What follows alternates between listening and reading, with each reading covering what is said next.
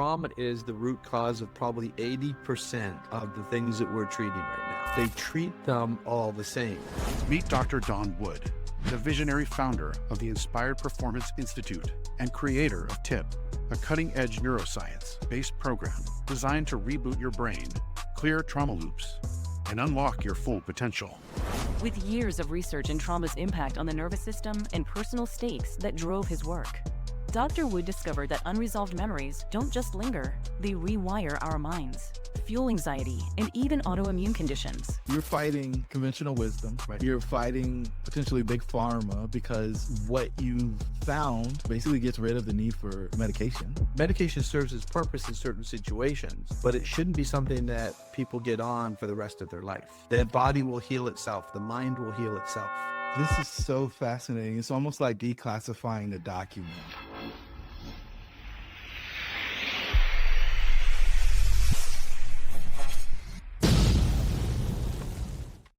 Hey, everybody, and welcome to Your Next. I'm your host, Jerome. And when I tell you that I'm excited for this episode, it is an understatement. I'm probably ecstatic. We've got Dr. Don Wood in with us today. For those of you who have been living under a rock, this guy is the expert on solving anxiety.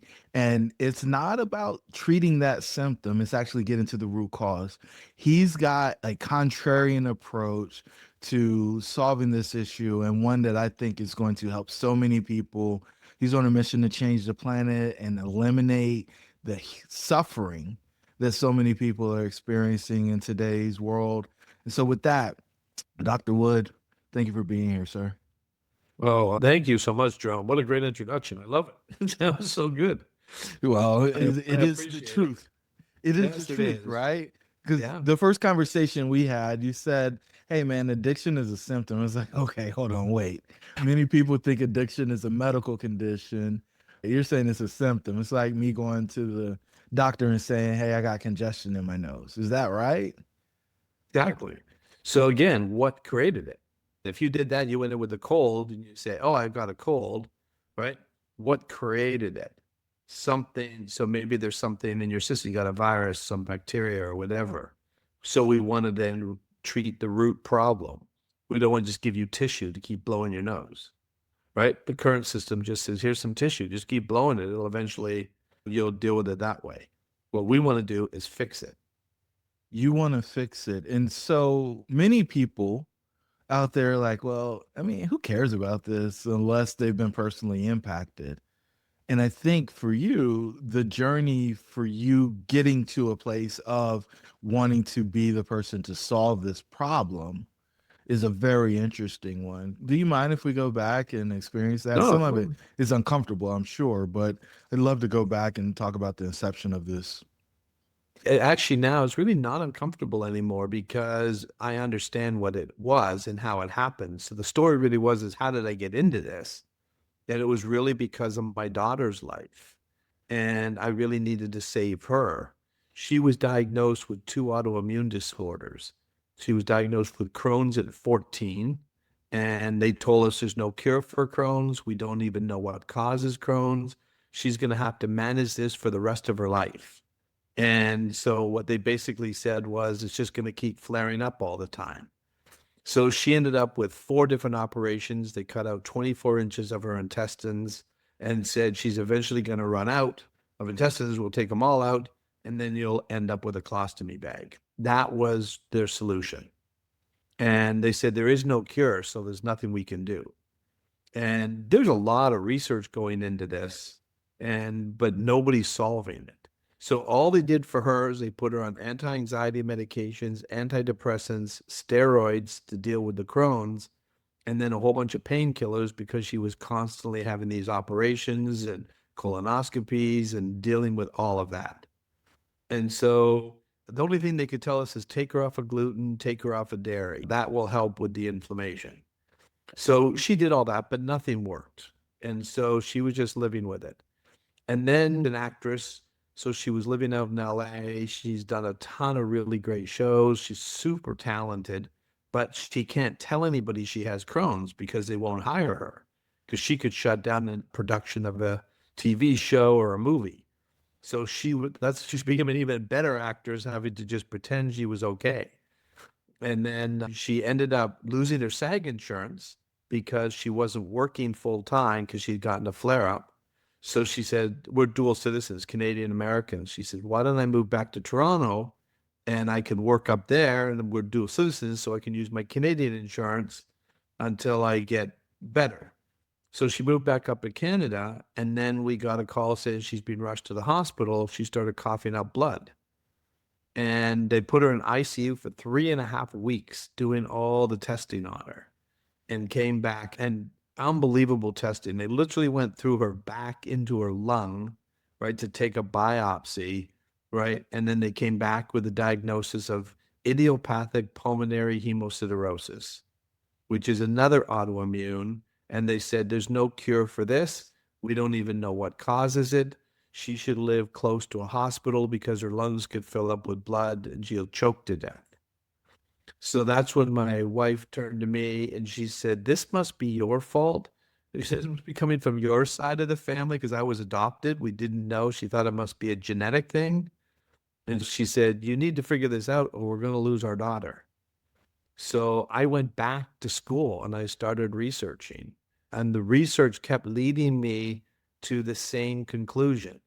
All these people with these autoimmune disorders, at least the majority of them, had a common story: trauma. They'd been dealing with trauma. So we thought, well, my daughter grew up in this loving home, that we didn't know about any trauma. And then when we asked her about it, she disclosed that at 6 years of age, she had abuse that she never shared. So now I'm connecting the dots. I'm saying that abuse has had an effect, and that's the root cause of the Crohn's. Crohn's and the IPH were the symptoms of the problem, not the problem.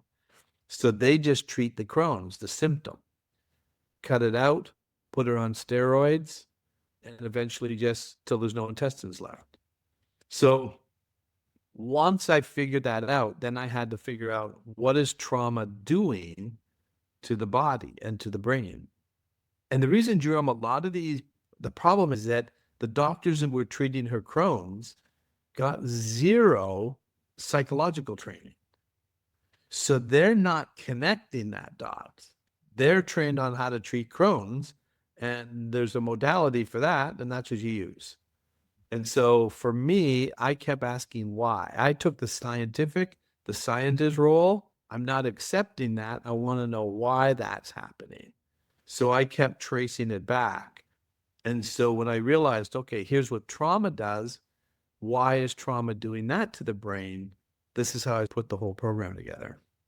Now, the only other person that I've really heard or explored this concept, and I don't remember the author right now, but there's a book called The Body Keeps Score. Mhm. And it talks about basically the trauma showing up in the body. Have you read that book? Is that connected to what we're discussing at all? Yeah, I haven't read the book, but I know about the book, and that's accurate to a degree. It's going to show up physiologically somewhere, and that's why they're saying it keeps the score. The problem is it's not the body that's creating the problem. So that sort of leads them down the path of, like with my daughter, if the body keeps the score, the problem is her intestinal tract is inflamed, we need to treat that. That's the symptom. So if I'm focused on that, I'm not going to see where the root cause was. So it sounds like they're missing something. What do you know that they don't know? And that's what's really fascinating is what I realize is that trauma is the root cause of probably 80% of the things that we're treating right now. 20% could be physical. So it could actually be a physical malformation or disorder, but I believe 80% are coming from psychological, but they treat them all the same. And the problem is I'm not saying that these doctors aren't smart. They're super smart. They're very dedicated. They love helping people. So I'm not being critical of them that way. But the problem comes in is from the way the system is designed. So if somebody goes in to become a doctor, very quickly after they start getting their basic training, they're going to be siloed into a specialty. Oh, I want to become a gastroenterologist. I want to become a heart surgeon. I want to become an orthopedic. And so then is where they get a tremendous amount of training in their specialty. The problem is that they don't connect it because they're not trained. And so they have to learn so much about this one area. So, I mean, I could sit down with a gastroenterologist and he could probably tell me 10,000 things that he knows about the gut, but he doesn't realize why it's having the problem. He just knows how to treat it. And that's what they're doing, is they're treating it. Living, managing, treating it, not getting to the root cause. If you go to the root cause, are you treating the root cause? Are you healing the root cause? What do you do when you get to the root cause, which is trauma in most cases? Yeah. So it's one thing to recognize that trauma was the root cause. What are we going to do about it? So the current treatment for trauma is to medicate them, which is almost the same way they treat the symptom of Crohn's. We just need to treat it. So if I'm just looking at the brain and I say, oh, now that I know you have Crohn's and I do a scan of your brain, I can see the anxiety. So our problem is, let's treat the anxiety. But the anxiety is also a symptom. So the trauma creates the anxiety and the anxiety creates the Crohn's. It's following the path. And so once I realized that trauma is the root cause, I said, how are they treating trauma? And they're treating trauma the same way they're treating the physical condition, is treat them with managing, living, and coping with it. So, oh, you have anxiety. Well, of course, anxiety is stress. So your system is under stress. So, of course, so if we can calm your mind down and we can train you to calm it down, that's like painting over rust. The trauma is going to keep running. And so maybe you calm it down, like, oh, let's meditate. Let's do some breathing. And you feel good because your system is going into a balance again. But then the trauma starts it up again. And it keeps on activating. And Jerome, I never liked the word trigger. I said trigger sounds negative and violent. Our systems are not negative and violent. They're protecting us. So the reason the anxiety is there is to protect you, not to hurt you. So when people come in and say, oh, I sabotage myself, I go, it's actually impossible. You can't sabotage yourself. Your brain's a survival brain. It's protecting you. So the reason it goes into an anxiety state is it's a message. Your mind is wanting a resolution to a problem, and chances are it's a traumatic event. Here's where the real problem comes in.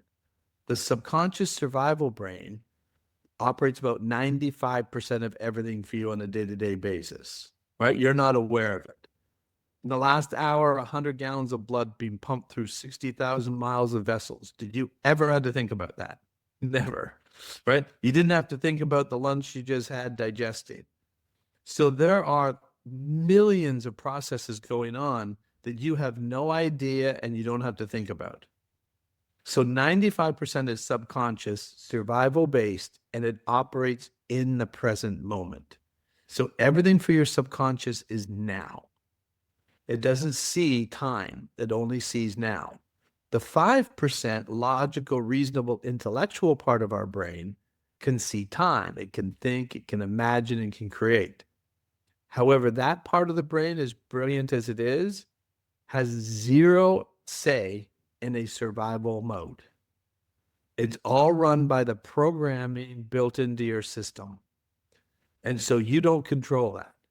That's all automated for you through the autonomic nervous system.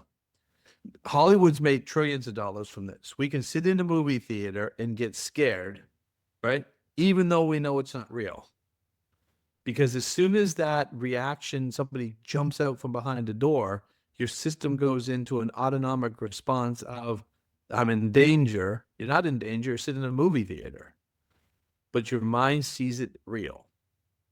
So that's what memory's doing.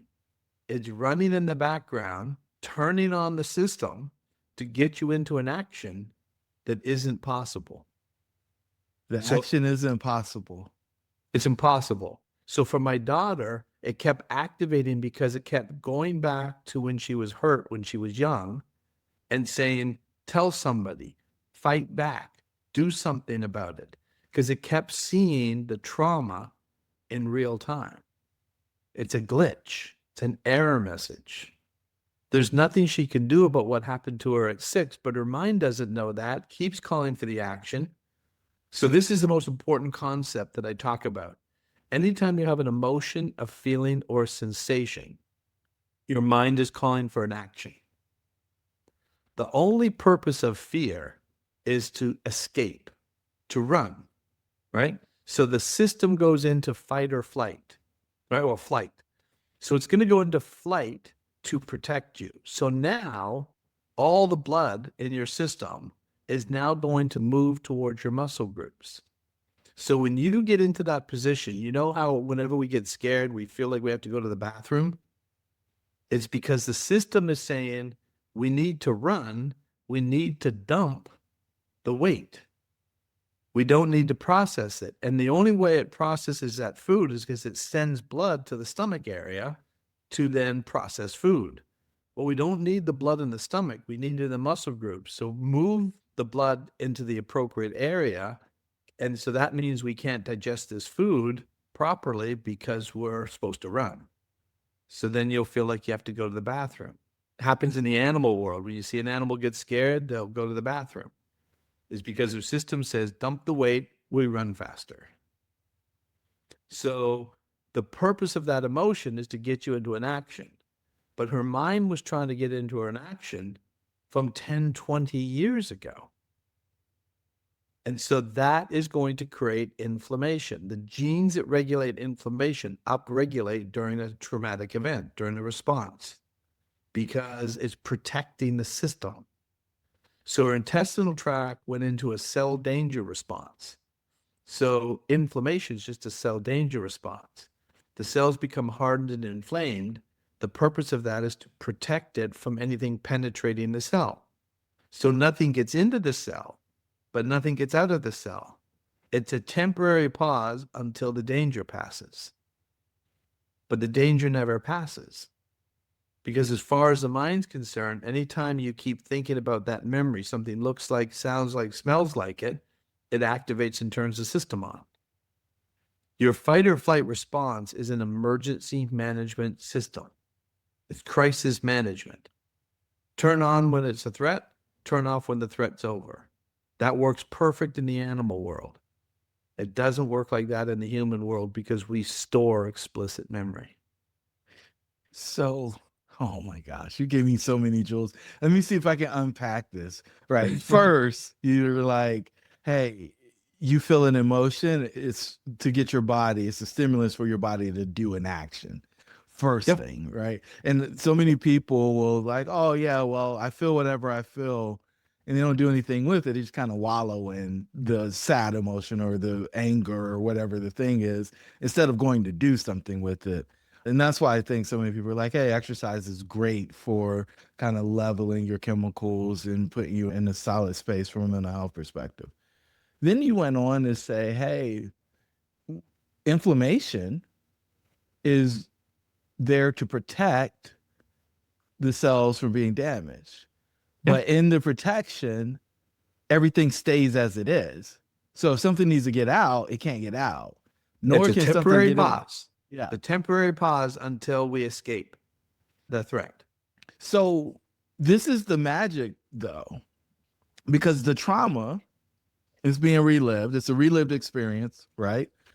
Yep. When do you escape? Because you're running off of a memory. Now, something may happen, right? That you said you didn't like the word trigger, so you got to give me a new word, but Activate. I say activate. Why is your something system may activated? activate the system. I like that a lot better. Something may activate the system, but what is that? How do we make it so that it's not able to activate it anymore?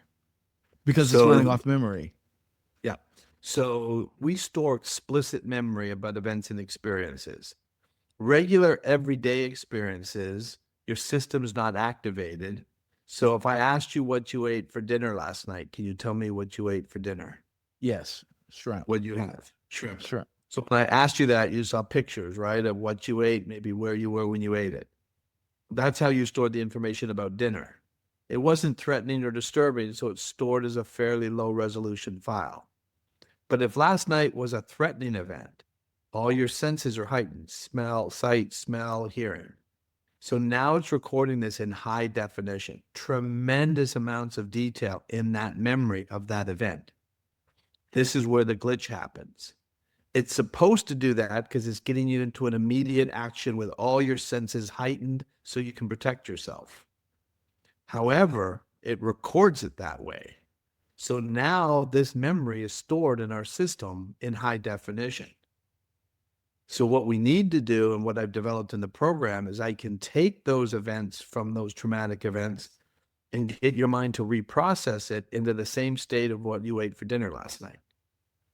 You don't forget it, but now it doesn't activate you. It's just information now. Okay. So you're able to decouple the senses from the memory, from lack of a better way of describing it. We're separating the two. There isn't an emotion, there isn't a need to act. Right. Because when the intensity lowers, the mind doesn't see a threat. If it doesn't see a threat, it's not going to activate the emotion to get you into an action. So now after people go through the program, they can talk about what happened to them without feeling the emotion. It's exactly the way it's supposed to be. But the problem is they don't understand that. So they keep on thinking, oh, I've got anger, I've got depression, I've got all these things. Those are just calls for actions. This is so fascinating. It's almost like declassifying the document, right? Yeah, that's a great way of explaining it. I may use that. That's a really good one. Declassify, it's no longer a threat. Yeah. It's like, oh, well, this isn't sensitive information anymore. And it goes to the way I think about sharing events, like the healing, right? Like even if you like have a wound, once the wound is healed, you can touch it and it doesn't hurt. You still have a scar, right? So you know it's there, but it doesn't hurt when you touch it. And like when we declassify the memory, right? It's no longer the traumatic experience. It's just information. It's an event that happened. It is something that we recall, but it's no different than dinner last night. Is that Right. fair? That's perfect. That's exactly what it is. We're not going for happy. We're not trying to make it into a happy event.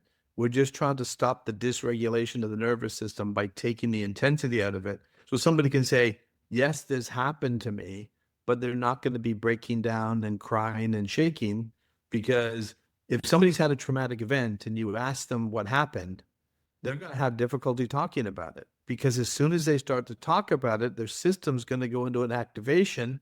They'll start shaking and crying because as they talk, their mind's seeing it in real time. Okay. So here's one of the things I've been wondering as we've been going through this path. And you're just dropping stuff all over the place. Like you're breaking the frame, from my perspective, on the way that people traditionally think about this. Because all of the books that I've read, all the people that I've experienced, nobody talks about it the way that you do. No. When I think about trauma in particular, there can be multiple people that go through an experience and one person consider it trauma and the other person is just par Yep. for the course, right? Yep. There's some people who have really high cortisol and they're used to running in that environment. And then you can just drip a little bit on somebody else and they're like, oh my gosh, this is so intense. I don't know what I'm going to do. Like, how do we, one, determine what a trauma like is to the point where it's going to transfer to some type of ailment, right? Some type of symptom versus one that is just like, oh, well, it's just a normal stress of life. So it depends on the person. So everybody's going to, like you said, respond differently. But the key to it is to say, if that system's getting turned on, the analogy I use, it's like getting into your car, stepping on the gas all the way down to the floor, but using the brakes to slow you down to 30. You drive your car like that, the brakes are going to wear out, the engine's going to wear out, the transmission is going to wear out. That's what people are doing who have not got this trauma resolved. Now, you'll say, well, one person, so you got two veterans. One goes through traumatic event, another veteran goes through the same traumatic event at the same time, identical situations. Why does one end up with post-traumatic stress and one doesn't? It's generally coming from childhood. Because if they grew up with a little more nurturing and safety around them, they can absorb that hit a little bit better. But if you take a child, right, that was in a constant state of stress, right, and then you add, so it's a 165-pound backpack, that guy's walking around, the other guy's walking around with a 10-pound backpack, and then you hand both of them another 10 pounds. That guy carrying 165 goes to his knees. The other guy goes, well, I got 20 now. I'll deal with the 20. This is fascinating because I think most people would say, oh, those kids with a more stable upbringing are soft, right? No, it's the They're opposite. They're not hard. they're not ready for it. And you're like, no, they're prepared for it. They can handle it. They can absorb it a lot better.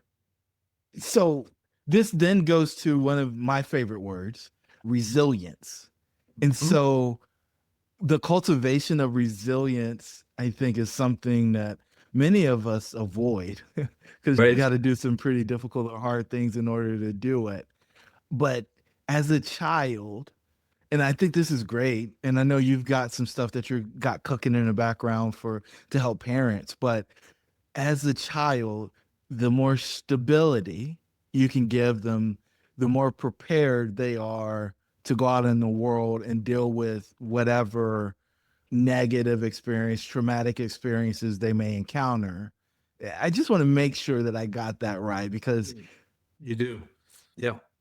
So you take a child growing up in a home with a lot of stress, and I've heard this. People will say to me, my dad was really hard on me. He used to hit me. He used to do all these things. And they said, but that made me who I am. I'm a lot tougher because of it. And I went, no, you're not. Safety, the number one goal for a parent is to keep your home safe. The world's going to beat you up. We don't need to beat you up before you go out, right? It's like taking a boxer and he's in the room preparing for the boxing event, and we start bringing in 3 guys and beating the daylights out of him and then send him into the ring saying, well, he should be tougher now. No, you wore him out before he started to fight. Don't wear him out. Send him in with full energy. And then he can get into the fight and he's got a lot more power. And that's why when people say to me, what's the best advice you give to parents? I said, make your home safe. It's not that you don't teach them and prepare them for the world, right? But you can do that without hurting them, because then they can expect, right, that things are not going to always go well, but they know they've got a safe place to come back to. And this is what I talk about with my wife. So with my wife, she grew up in a very traumatic household. So she was living in fear all the time. I had none of that. I had this idyllic childhood. And so she was in this constant, so she looked at my report cards one time. She goes, wow, like you just got straight A's in school. Like school was so easy for you.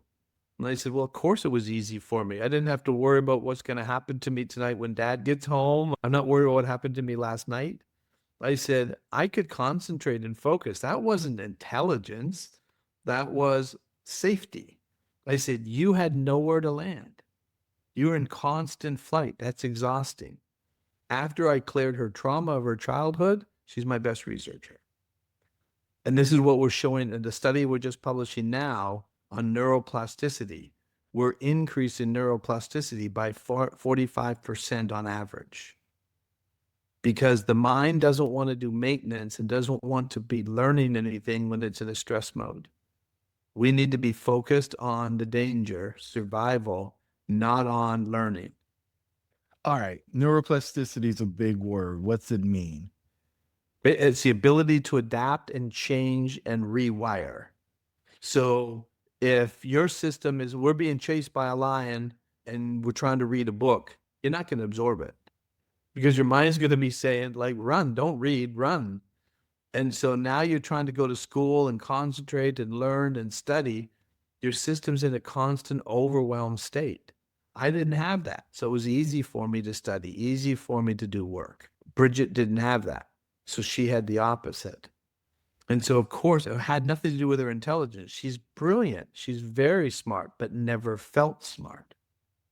She said to me, "Oh, I'm not a very good student."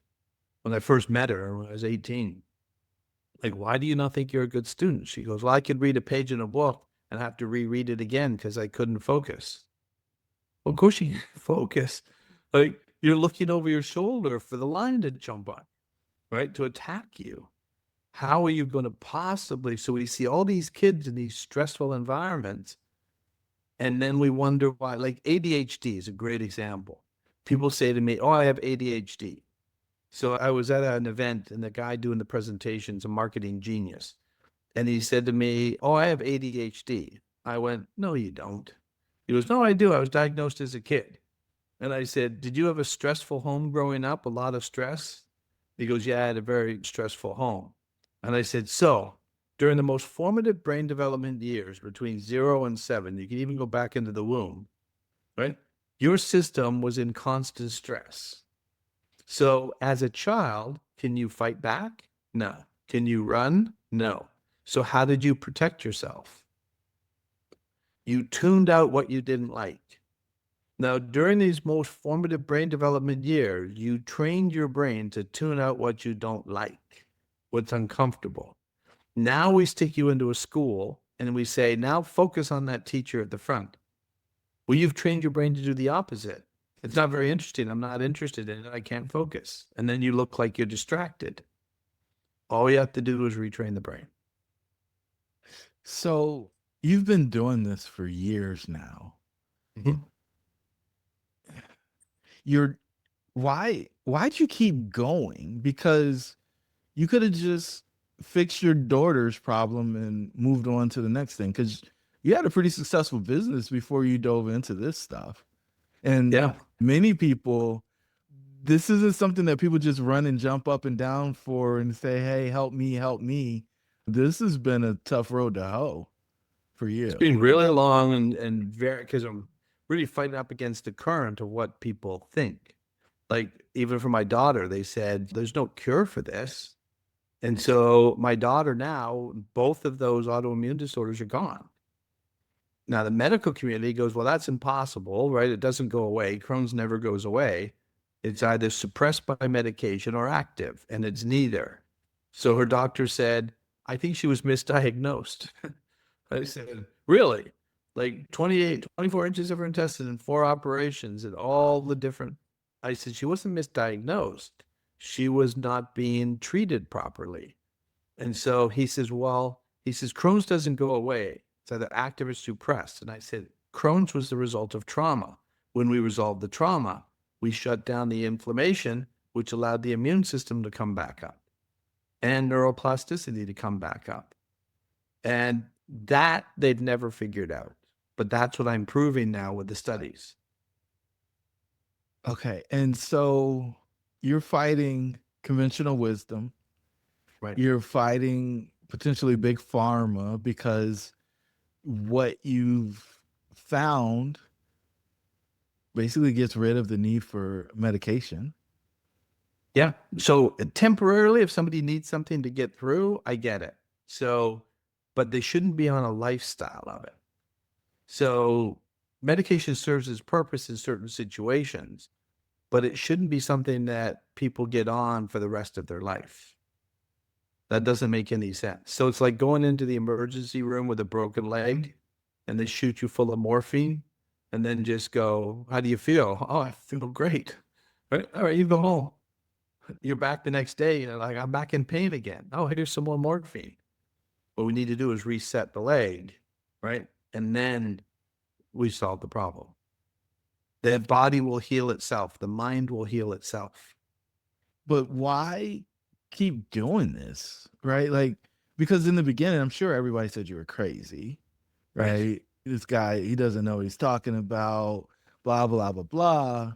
Why not just have your daughter fit, like have her stuff resolved and go back to solving the money problem, which just about everybody I know is trying to figure out? Well, it's funny. I think we didn't know exactly when the Crohn's went away. We just kept waiting for it to flare up again. So I just kept going. And then my wife and I really talked about it and said, we could sort of stop now, right? And we've proven this. We're still not at that point where everybody knows it. But we honestly, Jerome, felt an obligation to keep going. We said, we owe this to a lot of people. I could have a really good practice seeing so many people every year and making pretty good money, but I'm not helping a lot of people. So I said, how do we help a lot of people? We've got to keep going. I created the online program that can reach the masses. I can do this in groups. And so we really felt like a strong calling that we needed to continue. And that's what we did. So yes, it's great we healed our daughter, right? But there's a lot of daughters out there that need help. And I look at it from a parent standpoint, there was no help for us, like zero. That's pretty hard when you're thinking about my daughter's going to die and these people are saying, sorry, right? We're trying, but there's no way to help her, right? We can make her comfortable and try to help, but there's no cure for it. And I just said, the mind and body are designed to heal. What's interfering with the healing? Trauma in a lot of cases. So I know many parents end up in the same situation you guys, where something happens to their child. They're unaware that the child experienced the thing, but they're seeing symptoms of something coming up and they don't really know what to do with that. Right? Like sometimes it ends up being shame. They're like, oh my God, we can't believe we did it. Are you able now to kind of look at a person or talk to a person and see that they have trauma, even if they're unaware? And I know that sometimes the body represses the memory of the trauma, but like, are you able to identify it in a space where people may refute that something exists like that in their experience? Yeah, I can hear now. I'm pretty good. I can hear trauma in the voice, even though they may not be thinking that they're experiencing it. Or if I ask them about it, like if they do know, well, yes, this happened to me when I was 5, but it doesn't bother me anymore. And so I'll say, well, tell me about it. And so as soon as they start talking about it, they start tearing up or starting to cry. And, oh, that's active. Your mind is seeing it now. So I'll give you a good example. I had a lady, she was in a group, and I always ask for a volunteer to come up, and I take a volunteer through one of the techniques to show the group what we're going to do. So she comes up and she sits down, and I said, so can you tell me about an event or an experience that was either traumatic or disturbing, like I call emotional concussions? And she goes, no, not really. I had a pretty good life. And I went, I'm thinking in my mind, why did you volunteer if you have nothing? Right. And I says, think back to a time in your life where there was an event that when you think about it, right, you can feel an emotion. So she's thinking about, okay, yeah, I've got one. And so she says, when I'm 6 years old, she says, I was in church with my family, and I can see her eyes starting to fill up as she's telling me the story. And she says, and I was talking to my siblings, and my grandmother took out her hairbrush and hit me on the head and said, stop talking, you're in church. And then the waterworks came. It took her about 30 seconds to catch her breath. And when she caught her breath, she said, I lost my voice that day. I never stand up for myself. People push me around all the time. I had never connected that. Now, was her grandmother trying to do that? No. But a 6-year-old heard, stop talking. We don't want to hear from you. She's literal. Between 0 and 7, our brains are literal. It hears it exactly the way it was said. We can interpret. It was not until we really developed that more frontal, logical, reasonable part of our brain that we could go, well, that was not very nice, right? So if they'd done that at 26, she would say, well, what'd you hit me for? But at 6, she just hears, stop talking. That's what she heard. And it never occurred to her. And so some people would say there's no way that's trauma, right? Yeah. But the result or how you internalize it is what determines whether it's trauma or not. Yeah. And it's the way your system, so when she started to cry, it's active. her mind was saying, that's not right. My grandmother shouldn't hit me. I'm just talking to my siblings. And it was trying to get her to stop her grandmother from doing that because it kept looking at it over and over and over in real time. So she's not really aware of that, but it is showing up in probably other ways. But she had never really connected it. And she's a successful person, seemed to be doing okay. So it never occurred to her that something like that could do it. This is wild. So let's go down the path of somebody shows up in your world, right? Whether they're doing TIPP or TIPP Digital, what would they expect? Like, hey, I want my anxiety fixed. Help me, please. Yeah. Do I have to go through and recount all the parts of the traumatic experience and I got to endure all that and like talk therapy and then have all the pain and reliving the experience? Or like, how does it work? Like, how do I get to the place where we heal the trauma so I don't have anxiety anymore? That's the best part. I don't need a lot of detail. So if, for example, if somebody said, oh, I had this particular event. So even my daughter, right? She doesn't want to sit there and start reliving and talking about it. She did because she was in therapy for years, right? Trying to talk about it, but that wasn't helping it. It was reinforcing it. So what I say is, if that event was made into a movie, I want the trailer. I want the minute, 2-minute highlight trailer. So they don't even need to tell me. I can take them through a process. It's all visual. If they want to talk about it, they can talk about it, but I'm saying, give me the recap. I'm not looking for a lot of detail.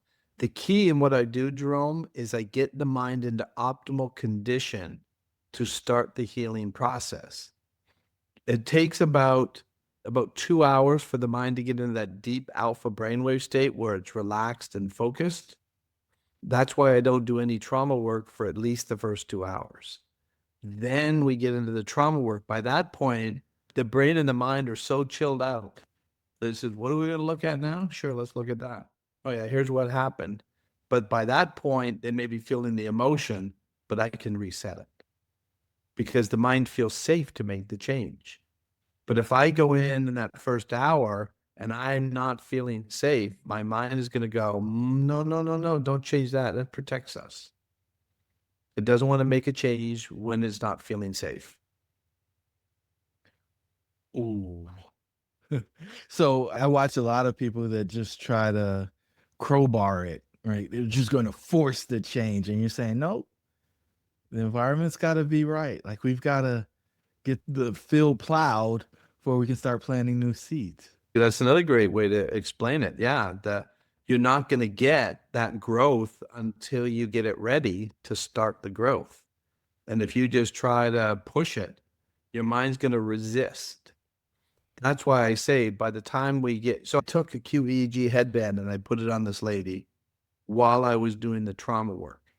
And so I had the monitor on my phone watching it in real time. And here's what was so fascinating. She's going through these traumatic events. She wasn't even talking about them, but I had the process, so she's going through them. She's going through it, and the mind, right, the activity in the brain, I see a tremendous amount of information being run through the system, but the brainwave activity was in alpha theta. Very relaxed and focused. That's not what would happen in traditional therapy. Your mind would be hyper vigilant as you're trying. So if you go in and sit down with your therapist and say, here's what happened to me when I was 6 years old or 5 years old or whatever, your brain's going to be looking at it in real time, activating your nervous system. You're going to be in a very high beta brainwave state, talking about a beta brainwave memory. It's not going to heal it. It's going to resist making that change because we're not safe enough to change yet. All right. We keep coming back to this word safe or safety, Yeah. safe environment. And I want to talk about resilience and cultivating resilience because, hey, great doc, I had a traumatic experience as a kid. I know that I'm not in the optimal state to take the blows as an adult. Does that mean my capacity is limited and I just got what I got? Or can I grow it? Can I be better prepared to handle trauma and stress? Yeah, you can definitely be better, but wouldn't it make more sense to get the old data out of the way so we can then build the resiliency up, right? So if you didn't have a lot of trauma early in your life, chances are you can handle a new trauma a lot better. But if you had a lot of trauma earlier in your life and then you get hit again, we're going to say, oh, they're not very resilient. Well, now they're trying to carry around 200 pounds on their back. Of course, they're not resilient. But you take that 165 pounds off and give them another 10, right? Then you'll say, oh, that guy's super resilient. You see how he handled that? Right. And so it definitely makes a difference. All right. So clean, right? Almost like deprogram. You talked about a glitch earlier. So we're Yep. going to clean the hard drive, right? Yep. And get all of that stuff out there, almost defrag it, right? Get it operating at an optimal state, and then build on top of that versus ignoring the glitches that we have in the program and just trying to put something new on top of that. Isn't that so common that people just want to skip over I don't know if it's regressive work or going back and fixing what's already there? Yeah, they don't want to really go back and experience it and go through it, or they've had a lot of traumatic memory that they've tried to process through traditional therapy. So they think, oh, it's going to be long, it's going to be hard, it's going to be painful. So they want to resist that. So one of the ways I explain it is if it doesn't have to be hard, doesn't have to be long, we're looking at 4 or 5 hours to then change your life. And it's not going to be painful. You may experience a few minutes of some discomfort, but we're going to have the mind basically in such a relaxed state, it won't experience it quite the same and not for any extended period of time.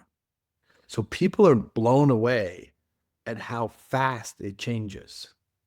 And they're like, I had a U.S. Army sniper say to me, how did you do that? Why am I able now to talk about this without shaking and crying? And I said, because for 8 years, your mind's been trying to get you not to pull the trigger. That would have solved the problem. But your mind can't do that because it was 8 years ago. But your mind doesn't know that. It sees it in real time. Calling for an action is not possible.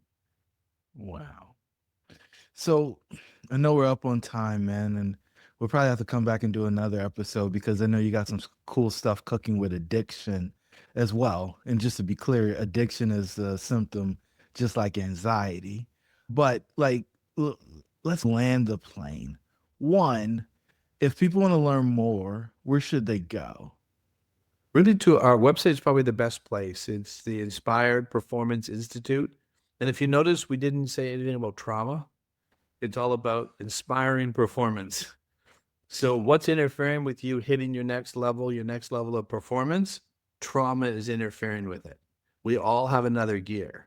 So I work with world-class athletes, top CEOs. They all have another gear. So just go to our website. You can find a lot of information. I'm on Instagram, YouTube, Facebook, all of those things under Dr. Wood. So you can find a lot of information. And I encourage you to look at the testimonials because you may see a testimonial that your mind, you look at it, you go, oh, that's me. That's exactly what I'm dealing with. And so we cross the gamut with all kinds of different issues. And then I got two questions. I usually only have one more, but I've got two. All right. Great. So how's your daughter doing today? Right. You did that work years and years and years ago. How's Yeah. your daughter doing today? No problem. No Crohn's, no lung disorder. Both are gone. Come on, man. Ice cream. They got 2 autoimmune diagnoses misdiagnosed. It had to be a misdiagnosis, right? Can't be anything else. Well, no, it was real, but it was coming from the trauma. So you resolve the trauma, you fix the problem. And so the inflammation that was like when the doctor said to me, he goes, well, Crohn's doesn't go away. It's either active or suppressed. And I said, well, once we cleared the trauma, right? He goes, well, that's impossible. If that was true, you'd have a Nobel Prize. I says, then you tell me what Crohn's is. He goes, Crohn's is a lifelong disease with no cure. I said, I disagree. Crohn's is just inflammation. And the inflammation was caused by the trauma. So once we got to the root cause, we solved the trauma, the inflammation is going to come down. It's designed to do that, right? It's just glitchy. We have to go in and reset it, reboot the system.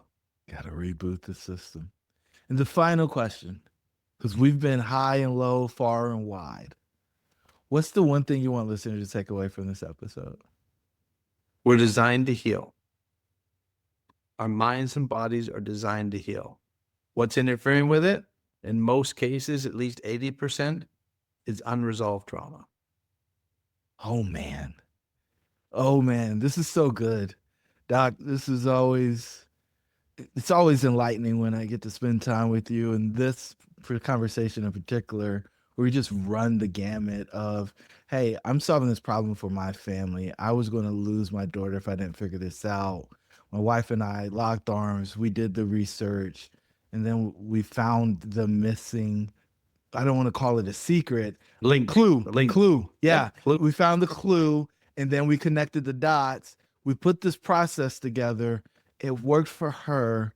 And we just made an intentional decision not to just pack up our bags and go.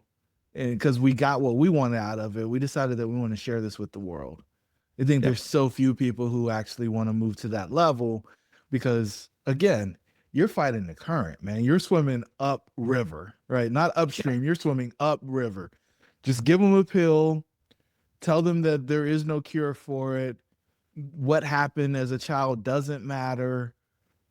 Your body will keep the score. It won't. It doesn't. None of that matters. You can't fix this stuff. And you said, no, we can. My daughter deserves it. And not only that, but everybody else's daughter and sons deserve it as well.